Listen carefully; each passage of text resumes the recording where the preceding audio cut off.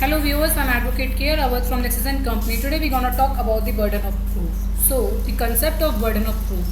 The Indian Evidence Act does not define the term burden of proof. However, in simple terms, the burden of proof refers to the legal requirement or responsibility of the parties to establish the facts that will assist the court in reaching a decision in the favor. Therefore, the duty to prove a fact in a lawsuit is known as the burden of proof. The requirements under the burden of proof are covered in Chapter 7 of Indian Evidence Act.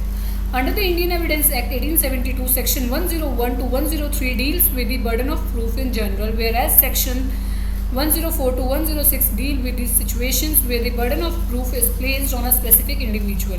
The concepts of onus provendi and factum probans include the underlying principles of the burden of proof. Onus provendi is a general rule that requires a person asserting the positive to prove it. A person who maintains an affirmative sentence has the onus provendi.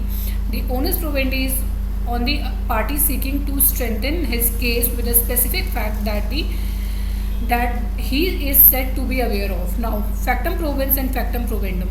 Order 6 Rule 2 of CPC 1908 states that the pleading shall only contains important facts that must be shown in a concise form. Evidence is a relative term that refers to a connection between two facts. The fact is dispute, factum probandum, or statement to be proven, and the evidential fact, factum probans, or material corroborating the proposition.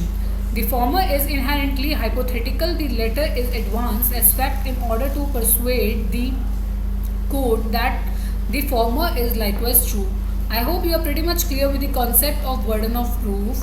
If not so, then do let me know regarding all your doubts in the comment section given below, so that I can clear up all your doubts regarding this particular session in my next video. I'll see you guys super soon in my next video with some other legal topic. Till then, take care of yourself.